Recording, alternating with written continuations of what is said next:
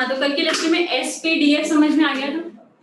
हमने क्या देखा था, शेल्स, शेल के अंदर सबशेल होते हैं, सबशेल के अंदर ऑर्बिटल्स होती है और ऑर्बिटल्स के अंदर इलेक्ट्रॉन होते हैं। शेल्स आपके हो गए थे KLMN, जो कि n=1, n=2, 3, 4 and so on. ठीक है, सबशेल होता है आपका SPDF। ठीक है, सबशेल के हमने अलग अलग वो देखे थे, शेप देखे थे, हर सबशेल का अपना यूनिक शेप होता है। और हमने देखा था कि सबशेल में हर ऑर्बिटल का अलग अलग ओरिएंटेशन होता है एक्सेप्ट फॉर S, क्योंकि S में एक ही स्फेरिकल शेप होता है और स्फेरिकल जो होता है वो तो तीनों डायरेक्शन में सेम ही रहता है। ठीक है, तो स्फेरिकल शेप का छोड़िए, क्योंकि स्फेरिकल में एक ही ऑर्बिटल होता है, जबकि अगर P की बात करें तो P में P सबशेल में 3 ऑर्बिटल्स होते हैं जिनको हम बोलते हैं PX, PY and PZ, that is along the X axis, Y axis and Z axis. Fine. फिर हमने देखा था कि D शेप, D सबशेल का जो शेप होता है, it is what, double dumbbell shape. Double dumbbell shape होता है और वो होता है एक्सियल और नॉन एक्सियल। एक्सियल मतलब along the axis, non axial मतलब which is not along the axis. तो एक्सियल में हमने देखा था कि उसमें 5 ऑर्बिटल्स होते हैं, dxy, yz, dzx, और नॉन एक्सियल वाले कौन से होते हैं, x² - y² और z²। इन सब का शेप देखा था। f ऑर्बिटल हमने देखा था कि f ऑर्बिटल में हमें पढ़ने की मतलब उसको डिटेल में नहीं कराते, उसका शेप हमें सिर्फ इतना पता होना चाहिए, it has a very complex 3 dimensional shape which is leaf like. ठीक है, और उसमें कितने ऑर्बिटल्स होते हैं, 7 ऑर्बिटल्स होते हैं। क्या नाम होता है, क्या होता है, वो सब नहीं जरूरत है हमें जानने की। एक ऑर्बिटल में मैक्सिमम 2 इलेक्ट्रॉन हो सकते हैं, और एक सबशेल में डिपेंडिंग अपॉन किस सबशेल की बात करें, जैसे S में हो जाएंगे 2, ठीक है, और आपके P में हो जाएंगे 6, जितने डब्बे बनते हैं उतने twice the number of electrons. ठीक है, D में हो जाएंगे 10 और F में हो जाएंगे हमारे 14 इलेक्ट्रॉन्स। फाइन।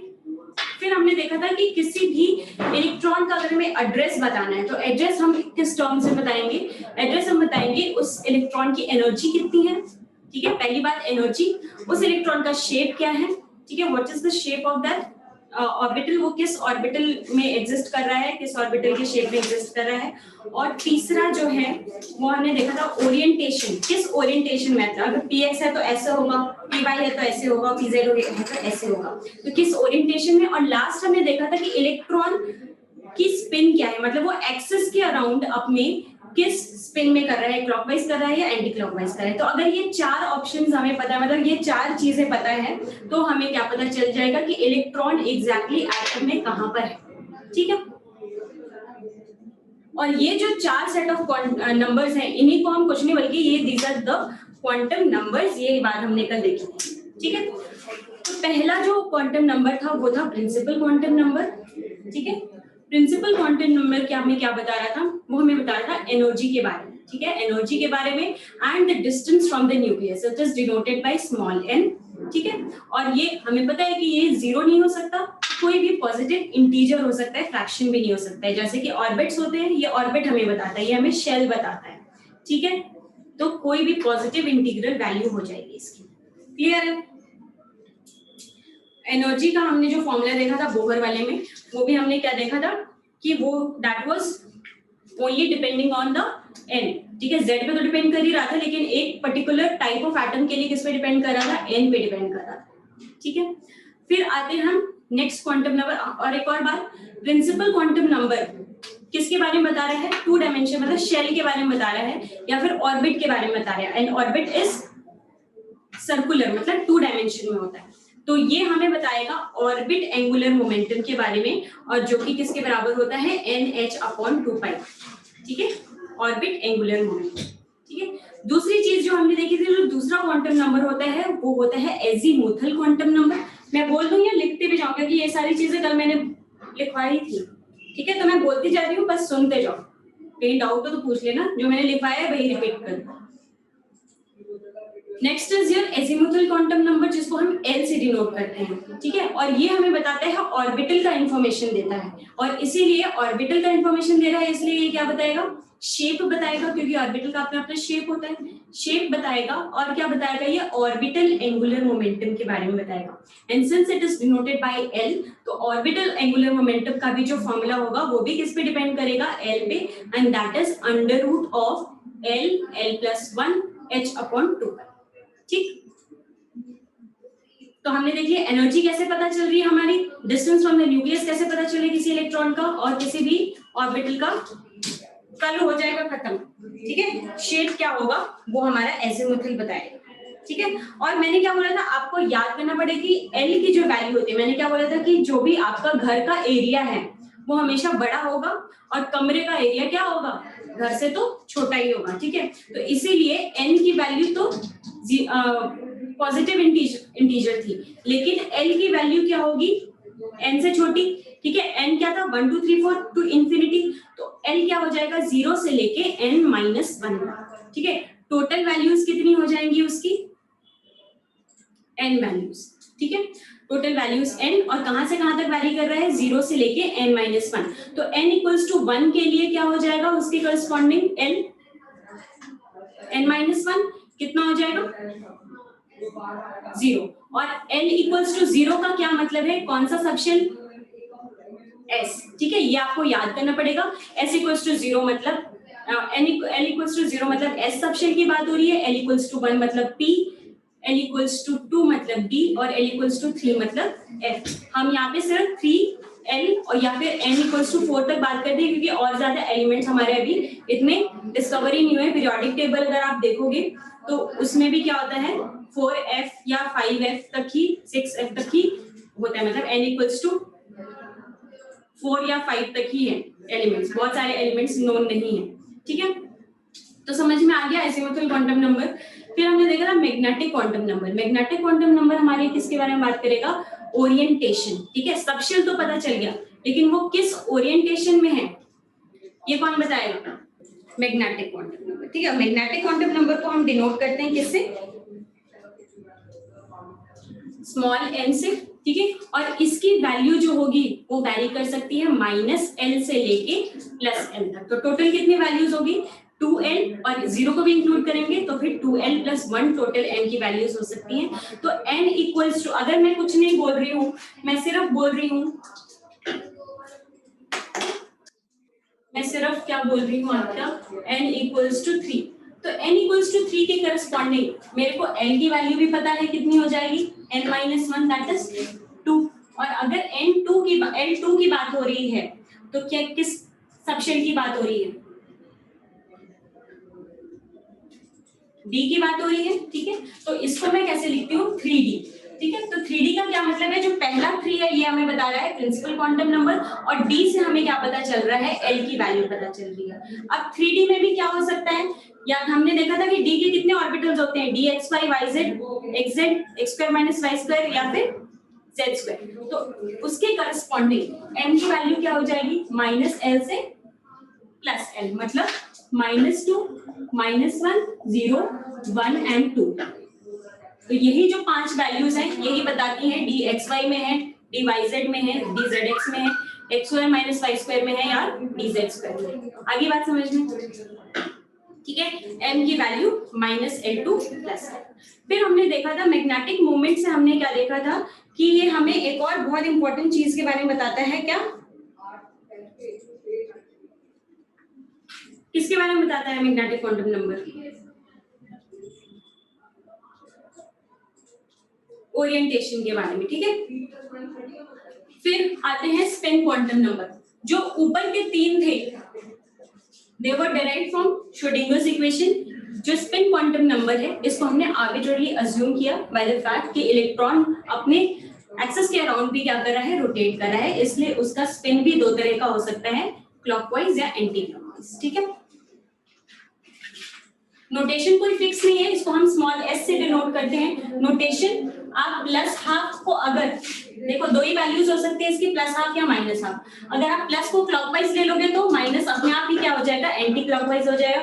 कोई हार्ड एंड फास्ट रूल नहीं है। क्वेश्चन आपका आ सकता है कि +½ मतलब क्लॉकवाइज होता है, तो ऐसा जरूरी नहीं है। इट डिपेंड्स अपॉन अस कि अगर हमने +½ को क्लॉकवाइज ले लिया या +½ को एंटी ले लिया तो -½ अपने आप क्या हो जाएगा, क्लॉकवाइज हो जाएगा, ठीक है। आगे बात समझ में, और इससे हमें एक और इंपॉर्टेंट बात पता चलती है, that is magnetic moment. Magnetic moment जो कि होता है म्यू, और ये आपका बहुत ज्यादा काम आने वाला है, और ये किसके बराबर होता है, under root of n+2 bm। bm का क्या मतलब है, bm है बोहर्स मैग्नेट्रॉन, ठीक है। n यहाँ पे प्रिंसिपल क्वांटम नंबर नहीं है, यहाँ पे n क्या है, number of unpaired electron,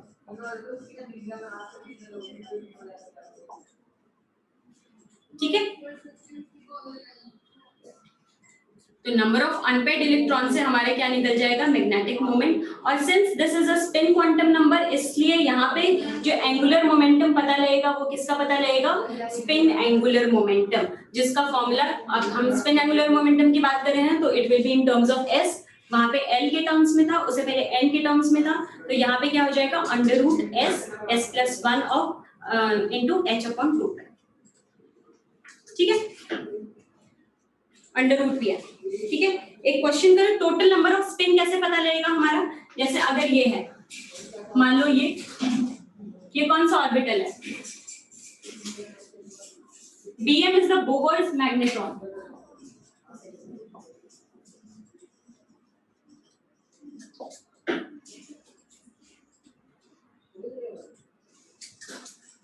Bohr's magnetron ये यूनिट है, ठीक है। अब ये s है, ठीक है, तो इसके करस्पॉन्डिंग मुझे क्या पता है, मुझे अभी क्या पता है, मुझे L पता है इसके करस्पॉन्डिंग, ठीक है, L कितना है इसके करस्पॉन्डिंग 0, क्या मुझे M भी पता है, L इक्वल्स टू 0 के लिए M भी क्या हो जाएगा 0, ठीक है। अब इसका स्पिन क्या हो जाएगा, अब इसमें देखो दो इलेक्ट्रॉन है, तो दोनों इलेक्ट्रॉन का अलग अलग स्पिन है। अगर मैं इसकी बात करूं तो L equals to 0, M equals to 0, और अगर मैं इसका S बोल देती हूँ -12, तो इसका S क्या हो जाएगा, बाकी सब तो सेम रहेगा, और ये S क्या हो जाएगा +1। अगर मैं बोलूं कि ये 3s था, तो यहाँ पे मुझे n भी पता लग गया, इसका भी n इक्वल्स टू 3, इसका भी n इक्वल्स टू 3, ठीक है। तो मैंने क्या बोला था, एक मैंने बात बोली थी कि जो क्वांटम नंबर होता है वो एग्जैक्ट एड्रेस बताता है किसी भी इलेक्ट्रॉन का, और किसी भी bm बेटा यूनिट होती है मैग्नेटिक मोमेंट की, बोहर्स मैग्नेट्रॉन, वो bm में ही देता रहता है आपका क्वेश्चन में, bm में इसका यूनिट होता है, जैसे सेंटीमीटर मीटर होता है ना, वैसे ही मैग्नेटिक मोमेंट का होता है बोहर्स मैग्नेट्रॉन, ठीक है। Now coming on again, quantum number एक यूनिक एड्रेस देगा, क्योंकि मैंने जैसे कि बोला कि जो आपका एड्रेस है एग्जैक्ट, वो आपके दोस्त का एड्रेस नहीं हो सकता, ठीक है। हाउस नंबर, अगर मोहल्ला नंबर से मोहल्ला सेम है तो गली नंबर डिफरेंट हो गया, वो भी सेम है तो हाउस नंबर अलग होगा, मतलब यहाँ पे भी दो इलेक्ट्रॉन का same set of quantum number नहीं हो सकता, मतलब किसी भी दो इलेक्ट्रॉन का सेम एड्रेस नहीं हो सकता। अगर इसका -12 है तो इसका -12 नहीं हो सकता, ठीक है। मैक्सिमम कितने बराबर हो सकते हैं क्वांटम नंबर्स, 3 बराबर हो सकते हैं, लेकिन एक को अलग होना ही पड़ेगा क्योंकि उसका एड्रेस अलग रखना है हमें। समझ में आ गया कॉन्सेप्ट?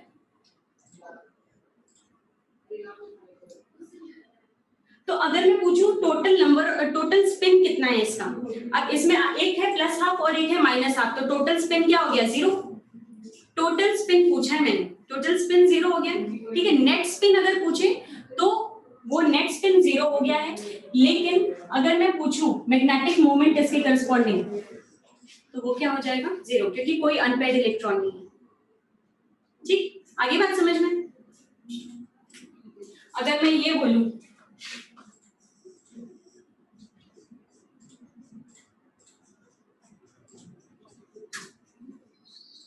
तो इसका total number of unpaired electron कितने हो जाएंगे इसके 4, तो इससे करस्पॉन्डिंग मैग्नेटिक मोमेंट क्या हो जाएगा,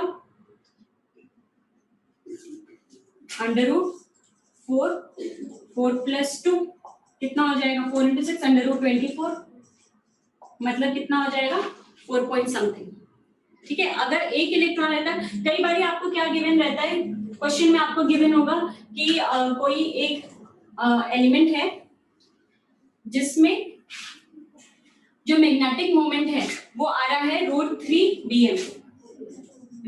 bm आ रहा है, तो इसका आपने बताना है total number of unpaired electrons कितने हैं, ठीक है। तो जनरली तो क्या करोगे, √3 bm = √n, n + 2 है ना, लेकिन अगर मैं इसका शॉर्ट ट्रिक बताऊं तो फिर आप क्या करोगे, इसको सिर्फ क्या करोगे, इसको डेसिमल में लिख दोगे 1.73 pm, यही होगा।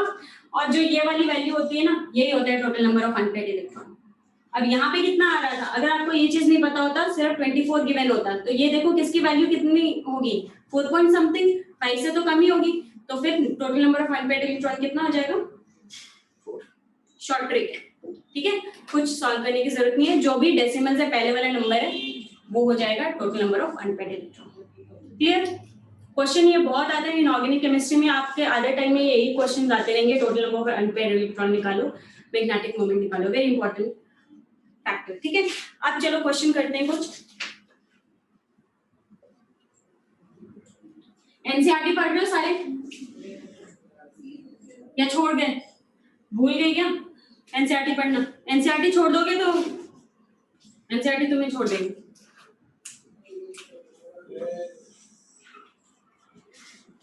ठीक है, एनसीईआरटी पढ़ते रहना है, no matter what chapter is going on. सिर्फ मैंने रिडॉक्स में रूल्स पढ़ने के लिए मना किया था, बाकी एनसीईआरटी आपने पढ़ते रहना है, ठीक है। क्वेश्चन है calculate total number of orbitals, ये एनसीईआरटी का क्वेश्चन है।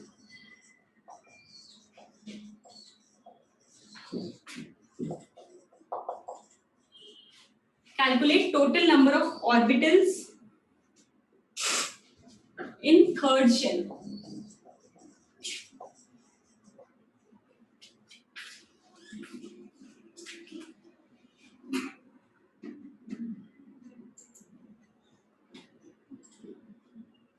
तो उसके बाद पढ़ाया कहाँ है, जैसे सब जो जो जैसे टॉपिक क्लास में होता जाए ना, वो टॉपिक पढ़ लिया करो।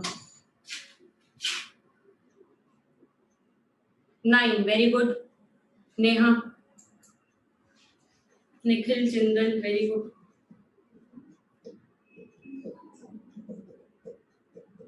Total number of orbitals in third shell. अब मुझे बताओ आप लोगों ने कैसे किया है इसका, total number of orbital in third shell मतलब n इक्वल्स टू 3, ठीक है, ये है ना मतलब। अब n इक्वल्स टू 3 है तो l क्या हो जाएगा, 0 से लेके n-1 तक, तो इसके लिए l की कितनी वैल्यू हो सकती है, 0 हो सकती है, 1 हो सकती है और 2 हो सकती है। समझा रही हूँ अभी, इसका भी शॉर्ट ट्रिक बताऊंगी। 1 हो सकती, 0 हो सकती है, 1 हो सकती है, 2 हो सकती है। ये क्या कौन सा ऑर्बिट सबशेल है, s, ये कौन सा है p और ये कौन सा है d। इसमें टोटल कितने ऑर्बिटल होते हैं, एक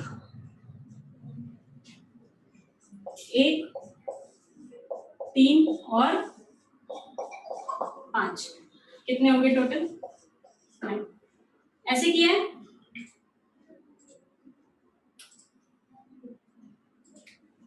अब एक बार मैं तुमको बहुत इजी सा एक बताती हूँ।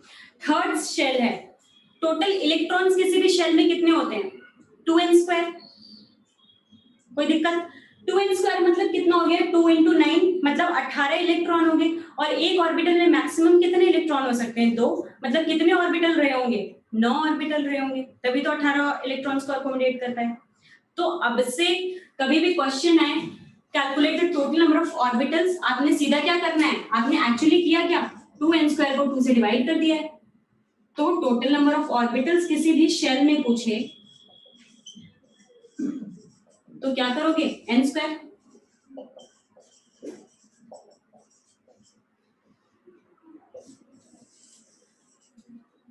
देखो हर फॉर्मूला जरूरी आपको रटना पड़े, कुछ फॉर्मूला आपको दिमाग लगाओगे वैसे भी आ जाएगा, ठीक है। टोटल नंबर ऑफ ऑर्बिटल निकालने के लिए अब ये कहानी तो लिखने की जरूरत है नहीं, हमें सीधे n² कर देंगे, 3 का स्क्वायर 9, ठीक। एक और क्वेश्चन दूं, देखो which set of quantum numbers, quantum number में सिर्फ एक ही आपका ट्रिक है, आपको याद रखना पड़ेगा कि वैल्यू कहां से रेंज कर सकती है, क्या क्या हो सकती है, ठीक है। और उसका क्वेश्चन आ सकता है कि ये जो आपका orbital angular momentum, orbital angular momentum, magnetic moment, इस टाइप के क्वेश्चन आ सकते हैं, ठीक है। लिखो which of the following set of quantum numbers are not possible.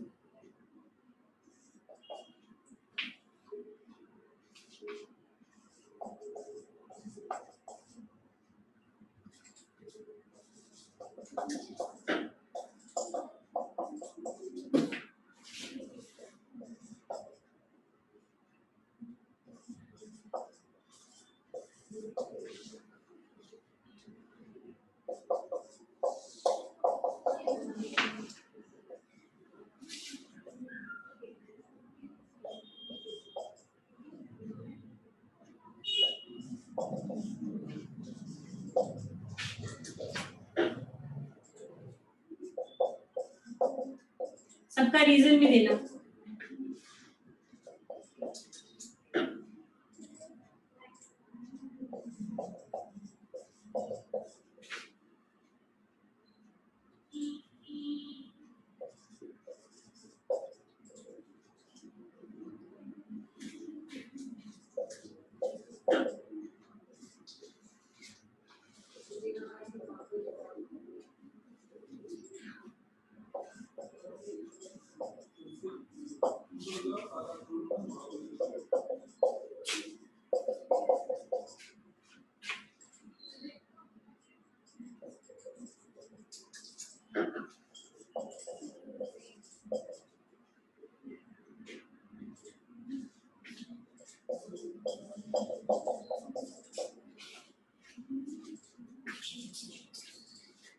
चलो 2 मिनट दे रही हूँ, 1 मिनट दे रही हूँ एक्चुअली।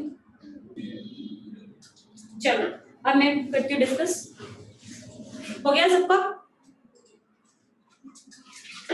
एक ही बात करते हैं, n equals to 3, l equals to 3। कभी कमरा घर से बड़ा नहीं हो सकता, तो इसलिए ये गलत है। कभी n और n बराबर नहीं हो सकते।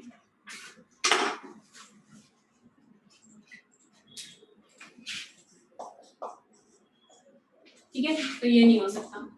b n इक्वल्स टू 4 ठीक है, l इक्वल्स टू 3 है। m कभी l से ज्यादा हो सकता है? क्या अलमारी घर से बड़ी हो सकती है? रूम से बड़ी हो सकती है? नहीं हो सकती है। तो l m के नॉट बी ग्रेटर देन और इक्वल टू l, तो ये भी नहीं हो सकता। n equals to 1, l equals to 0, ये हो सकता है। l equals to 0 and m equals to +1, c कैसे हो सकता है? c भी नहीं हो सकता। Again same reason.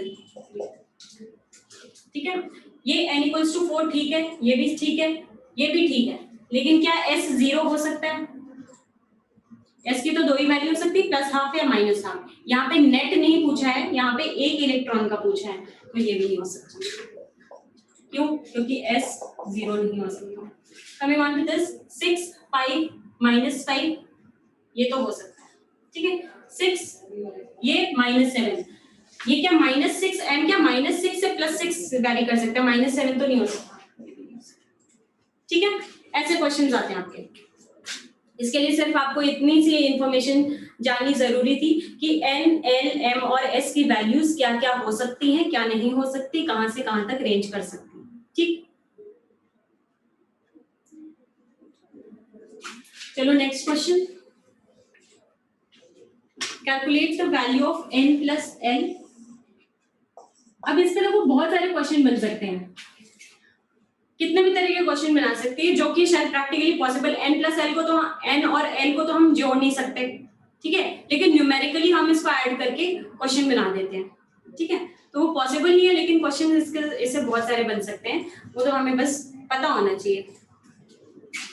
1s 2s 3p 4d 5s 4f।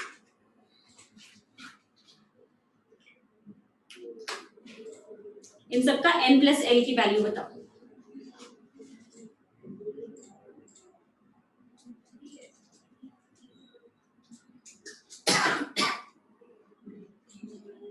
इसका n1 l0, n2 l0, n3 l1, n4 l2, n5 l0 और n4 l3। ठीक है, तो अब हम खेलेंगे फास्टेस्ट फिंगर फर्स्ट, और पहला सवाल है आपकी स्क्रीन पे कि विच of the following quantum number can not be fraction. आपका समय शुरू होता है। कबीर बजाज जी जीत चुके हैं 2 रुपए। 5s, ये 5s पे क्या कहां से अभी घूम रही है? NLM, बस अब हो गया, विजेता का नाम घोषित कर दिया गया।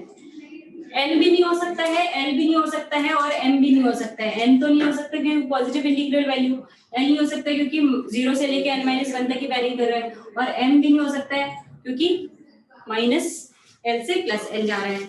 ठीक है, तो फ्रैक्शन सिर्फ S ही होते हैं। ठीक है, next question, which of the following quantum number cannot be 0?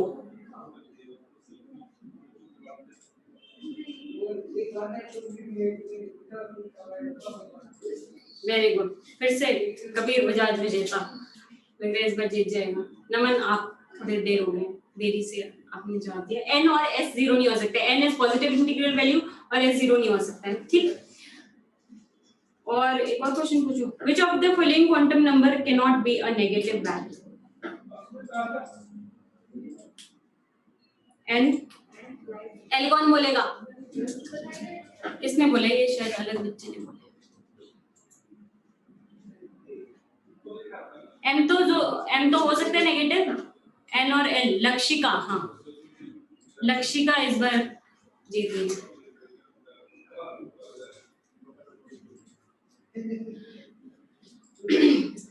Next question, calculate total number of electrons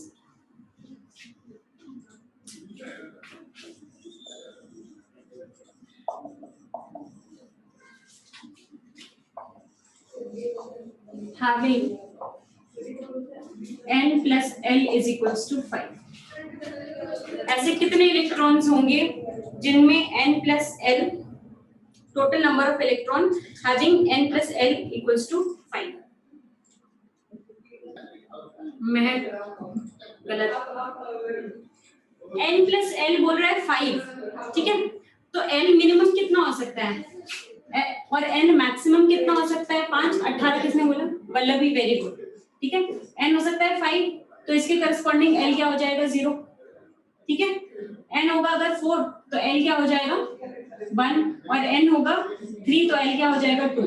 n होगा अगर 2 तो क्या L कभी 3 हो सकता है? ये तीसरी वाली पॉसिबिलिटी हो सकती है क्या? नेक्स्ट ये 2 और 3 वाली, ये नहीं हो सकता, L बड़ा नहीं हो सकता, तो मतलब सिर्फ इतना ही हो सकता है। ये क्या हो जाएगा? 5s। ठीक है, ये है अपना 4p और ये है अपना 3d। 5s में टोटल कितने इलेक्ट्रॉन्स हो सकते हैं? 2। p में कितने हो सकते हैं? 6, और d में कितने हो सकते हैं? 10। टोटल 18 इलेक्ट्रॉन्स हो सकते हैं। ठीक है, ऐसे ऐसे सिंपल लेकिन ट्रिकी क्वेश्चन आएंगे, वो ये सारे क्वेश्चंस कभी नहीं हो सकते हैं अगर आपको बेसिक पता नहीं है। ठीक है, कोई फॉर्मूला नहीं बता सकता आपको ये। ठीक है, आप एक कर लोगे क्वेश्चन, दूसरे में फिर फंस जाओगे। ठीक है, इसीलिए मैं बोल रही हूँ बेसिक जो है वो अपना हमेशा क्लियर हो, ताकि कोई भी क्वेश्चन कर सकते हैं। अब मुझे बताओ मैक्सिमम नंबर ऑफ इलेक्ट्रॉन्स, मैं अभी कुछ और क्वेश्चंस लिख देती हूँ। ये क्वांटम नंबर्स पे इतने सारे क्वेश्चंस इसलिए करा रही हूँ क्योंकि सबसे इंपॉर्टेंट होता है ये, और इस पे क्वेश्चन भी बहुत ज्यादा पूछे जाते हैं।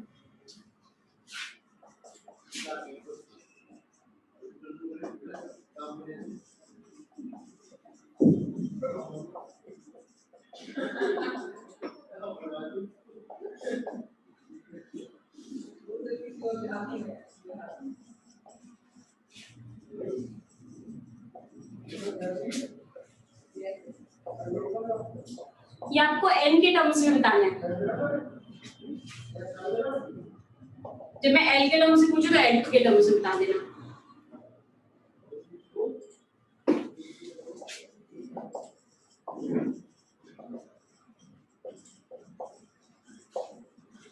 बताओ maximum number of electron in any orbit 2n²।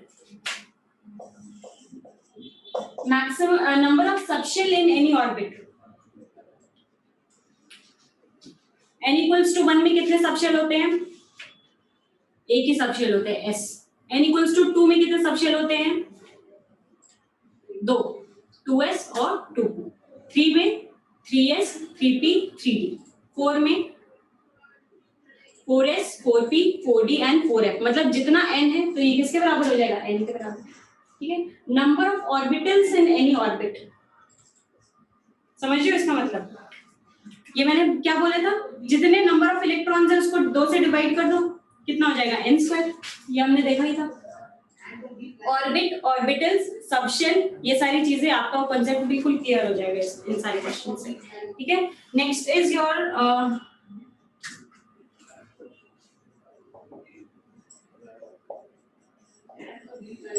number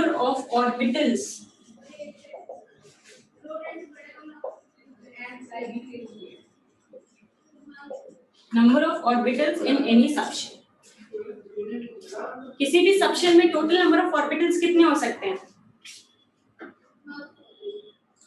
orbitals पूछ रही हूँ, सबशेल नहीं।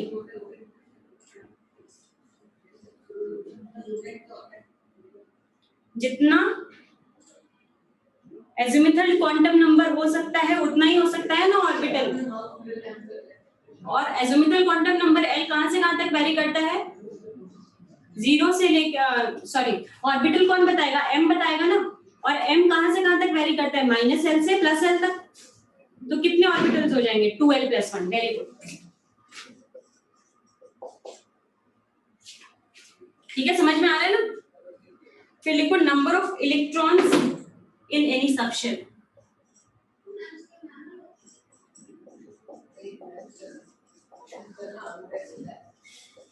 किसी भी सबशेल में कितने टोटल नंबर ऑफ इलेक्ट्रॉन्स होंगे? जितने ऑर्बिटल्स होंगे उसको 2 से मल्टीप्लाई कर दो, तो 2L + 1। ये कोई फॉर्मूला रटने वाला नहीं है, ये आपका समझने वाला है, ठीक है। एक चीज आपको पता है, आप सारी चीज उससे डिराइव कर सकते हो।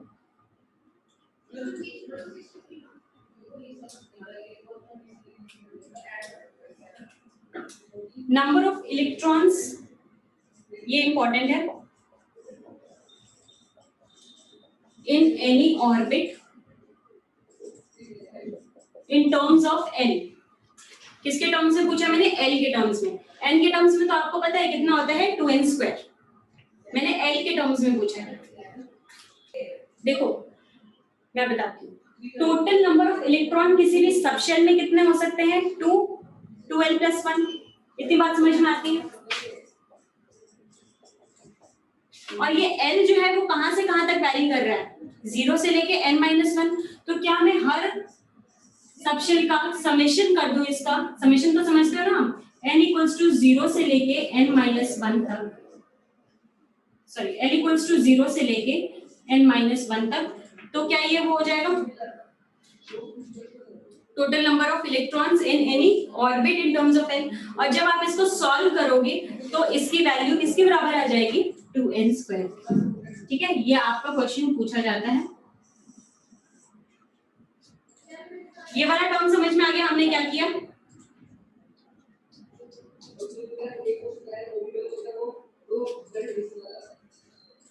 ठीक है, और ये किसके बराबर होता है? 2n² के बराबर होता है। और L के टर्म्स में हमने क्या किया? टोटल नंबर ऑफ इलेक्ट्रॉन किसी भी सबशेल में, और सबशेल कहां से कहां तक वैरी कर रहा है? 0 से लेके n-1। तो ऑर्बिट कितना हो जाएगा? 0 से लेके n-1 तक सारा समेशन कर देंगे, जितने भी टोटल इलेक्ट्रॉन से आ जाएंगे। ठीक है, और क्वेश्चन करना है इसका? चलो एक तो और दे देती हूँ। पी शेल और पी सबशेल में डिफरेंस समझ में आ रहा है? KLMNOP, ठीक है, मतलब क्या हो जाएगा? n = इधर कितना हो गया? 6, n = 6, और टोटल इलेक्ट्रॉन्स कितने होते हैं? 2n², मतलब 2 × 36 = 72। अब ये बोल रहे हैं पी सबशेल में। पी सबशेल में आपको पता है कितने इलेक्ट्रॉन्स होते हैं? 3 डब्बे होते हैं, और तीनों में 2 इलेक्ट्रॉन्स, तो टोटल 6। पी ऑर्बिटल में कितने इलेक्ट्रॉन्स हो जाएंगे? एक ऑर्बिटल में तो मैक्सिमम 2 इलेक्ट्रॉन हो सकता है, तो फिर 2। Number of orbital in P shell. तो पी शेल के लिए मैंने क्या बोला था? ये शेल की बात हो रही है, और हमें पता है यहाँ के लिए नहीं, नंबर ऑफ ऑर्बिटल पूछ रहा है। और पी क्या है? हमारा शेल है, सबशेल नहीं है। ठीक है, ये क्या है? हमारा पी शेल है, मतलब n = क्या है? 6 है। ठीक है, और number of orbital total number of electron divided by 2 कर लो, या फिर n² कर लो, कितना हो जाएगा? 36। ठीक है, अब हम आते हैं सबसे इंपॉर्टेंट चीज, इलेक्ट्रॉनिक कॉन्फ़िगरेशन कैसे लिखते हैं? जो आप देखते हो ना 1s2 2s2, ठीक है, वो कैसे लिखते हैं? इतनी बात क्लियर है सबको? लिखो rules for writing electronic configuration. The last one, number of orbital in p shell. Total number of electron हमने देखा था 72 है, और एक ऑर्बिटल में कितने इलेक्ट्रॉन होते हैं? 2. तो ऑर्बिटल कितना हो गया? 36. मतलब 2n²/2 is equals to n². ठीक.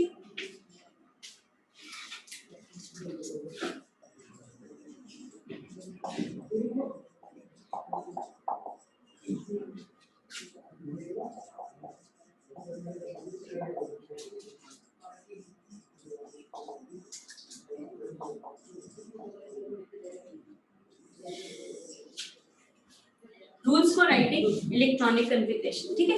So there are some set of rules which we have to follow. ठीक है. 3 साइंटिस्ट थे जिन्होंने ये 3 रूल्स बनाए थे. ठीक है. ABCD तो सबको आती होगी. ठीक है. तो सबसे पहले हम देखेंगे A for Aufbau rules. ठीक है. Aufbau rule.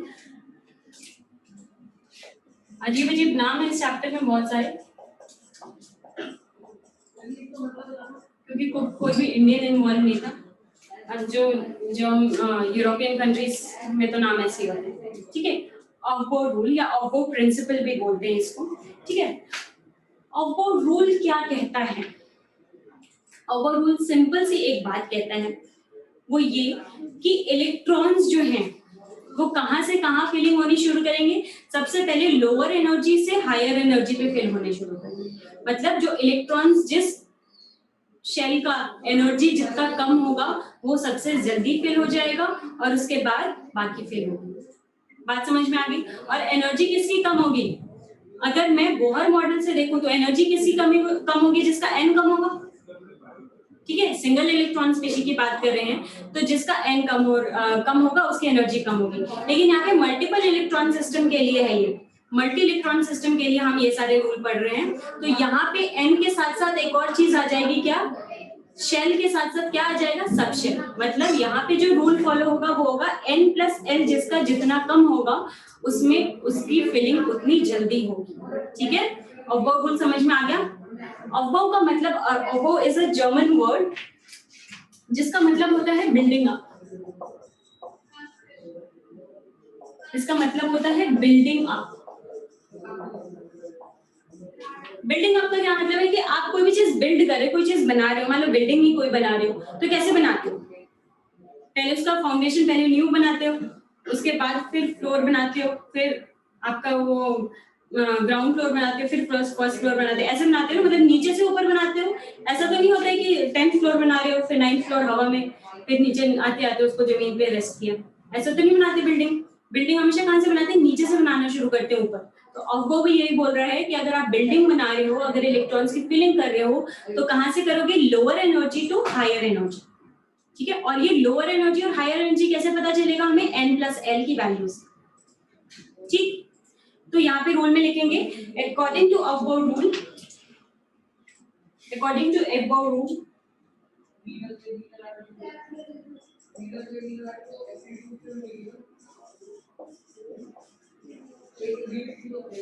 electrons are filled in increasing order of their energy.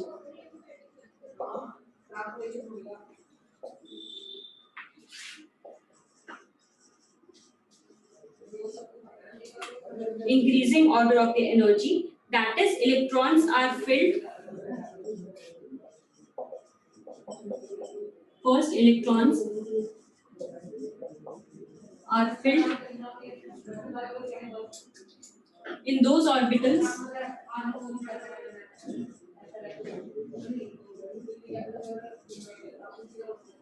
having lower energy.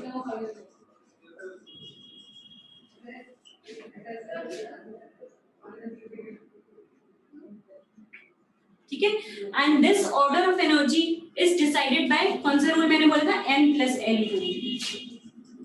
And order of energy is decided by n+l. अब ये देखते हैं n+l रूल क्या होता है. ठीक है. अब देखो जैसे हमने इतने सारे क्वांटम नंबर्स की बात की, तो बहुत बारी क्या होता है क्वांटम नंबर जो n+l हो सकता है वो डिफरेंट भी हो सकता है किसी एक, मतलब n+l मैंने क्या बोला था 3+0 क्या हो गया 3, और 2+1 भी क्या होता है 3। तो मतलब n+l क्या हो सकता है, डिफरेंट भी हो सकता है दो इलेक्ट्रॉन्स के लिए और सेम भी हो सकता है। डिफरेंस तो क्या सिर्फ कर सकता है s या m, ठीक है, n और l सेम भी हो सकता है, डिफरेंट भी हो सकता है कि नहीं हो सकता। तो n+l रूल हम देखेंगे कि पहले देखते हैं कि अगर डिफरेंट हुआ तो क्या करेंगे, ठीक है। when n+l value is different, पहला केस है इसका।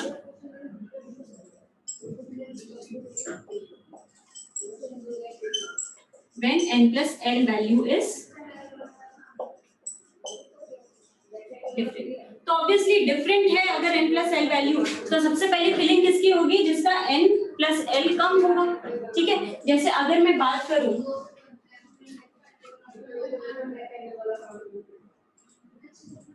when n+l value is different, then electrons first filled in lower n+l bank, ठीक है। तो अगर मैं बात करूं जैसे कि 1s और 2s की, तो इसमें n+l वैल्यू बताइए।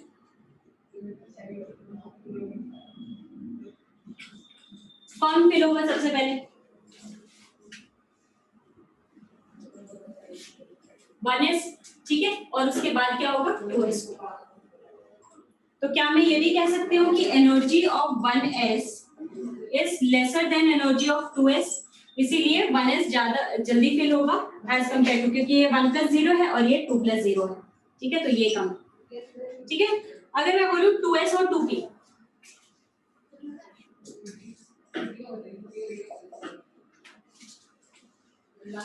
2s और 2p की बात करें तो 2+0 एंड 2+1, तो फिर ऑब्वियसली 2s कम है 2+0 और ये है 2+1, तो energy of 2s is less than energy of 2p, ठीक है।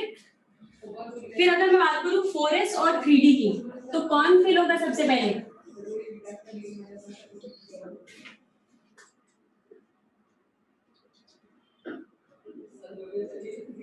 फोर एस, क्यों 4+1 सॉरी 4+0 और ये क्या है 3+2, ठीक, तो ये कम।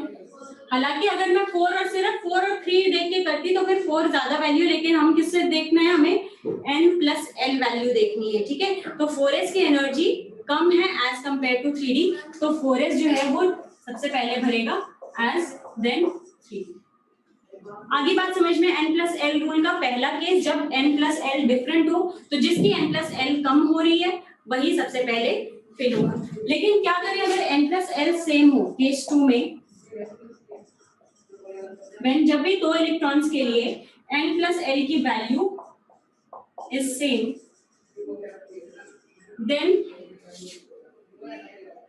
Electrons first filled in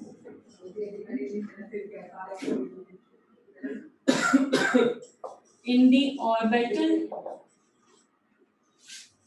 having lower value of n, ठीक है। ये कैसे अगर देखेंगे, जैसे कि अगर 2p और 3s की बात करें, 2p और 3s की बात करें, तो n+l इसका भी क्या है 3 है और n+l इसका भी 3 है। अब कौन डिसाइडिंग फैक्टर हो गया है, n हो गया है, n किसका कम है 2p का, ठीक।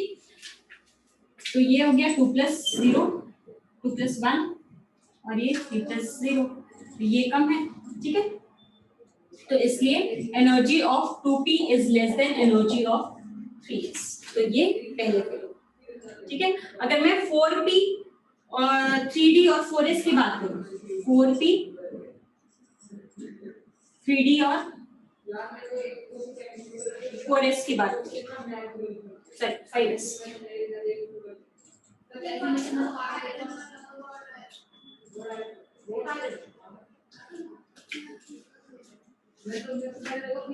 तो 4p 4p में कितना है देखो 1 प्लस 4 प्लस 1 3 प्लस 2 और 5 प्लस 0 सब में बराबर है।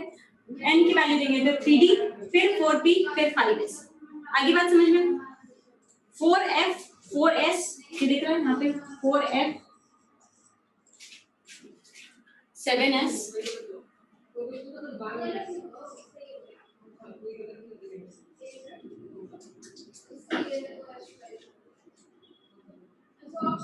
5d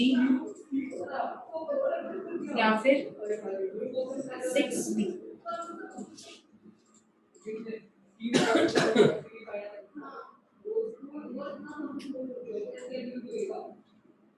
फोर एफ ठीक है, फिर एंड सो ऑन। समझ में आ गया ना।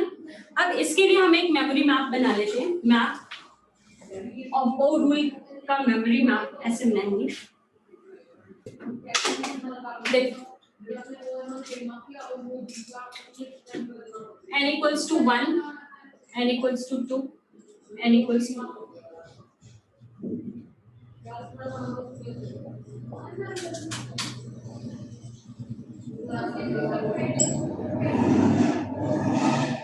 लिख नहीं रहा ना तो मेरे को नीचे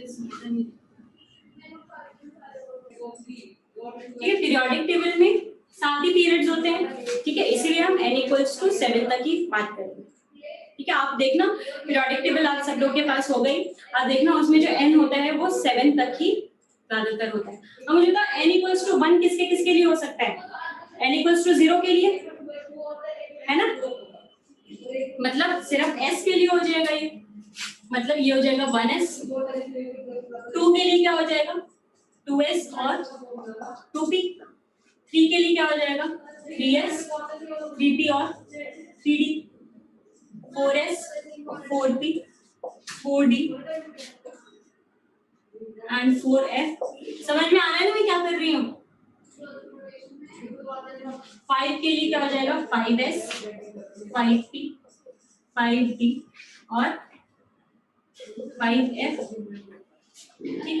6 के लिए 6s 6p 6d और 6f। जनरली जो 6f है ना, जो आपके बीच वाले जो होते हैं ट्रांजिशन मेटल्स, उसमें आपने देखा होगा 2 लाइंस होते हैं लैंथेनॉइड्स एंड एक्टिनॉइड्स के लिए। उसके आगे 6s अभी बना ही नहीं है, मतलब 6s वाले एलिमेंट्स अभी डिस्कवर ही नहीं हुए, सिर्फ 4f और 5f हम पढ़ते हैं, इसलिए मैं यहाँ पे 6f नहीं लिख रही हूँ ठीक है। और d में आप जनरली 6d तक जाते हो।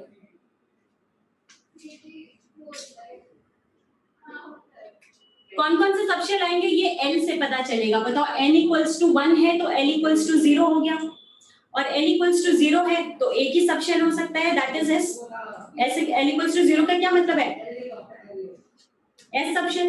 n equals to 2 है तो l क्या हो सकता है 0 से लेके n-1 तक, मतलब 0 भी हो सकता है और 1 भी हो सकता है। तो 0 मतलब s और 1 मतलब p और 2s और 2p।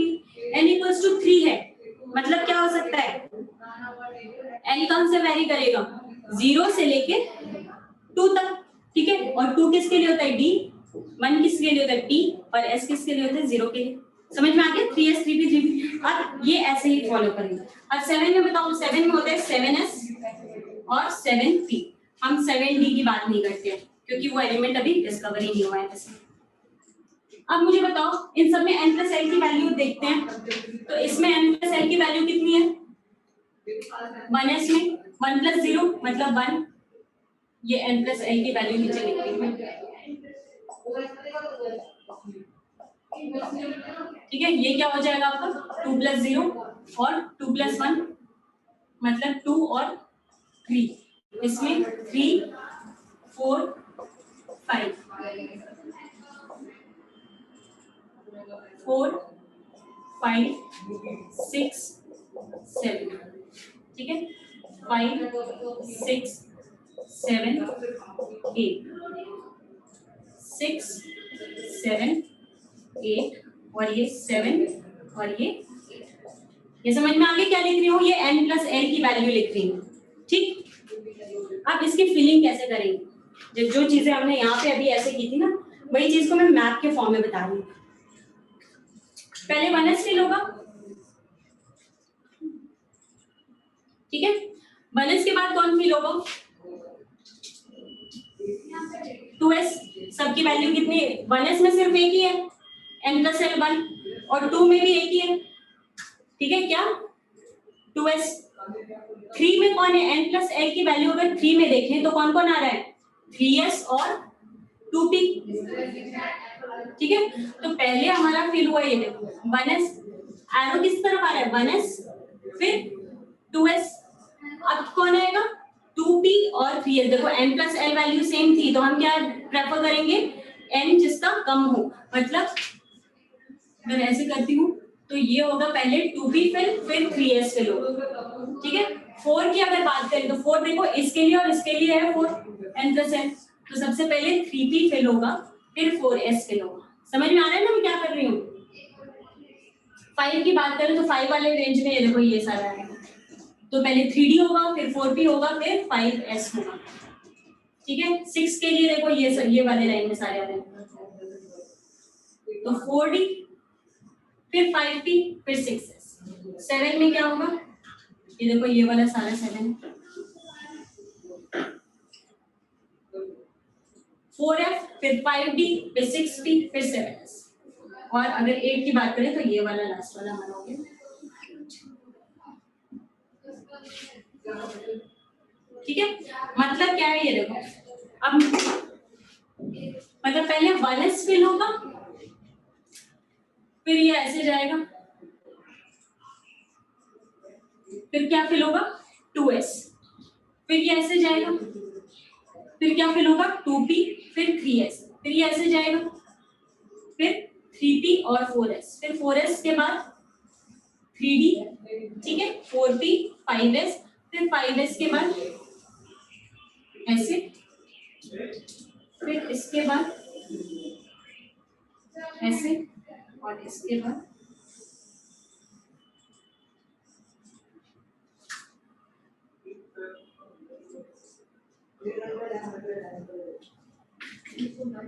समझ में आ रहा है ना क्या हो रहा है?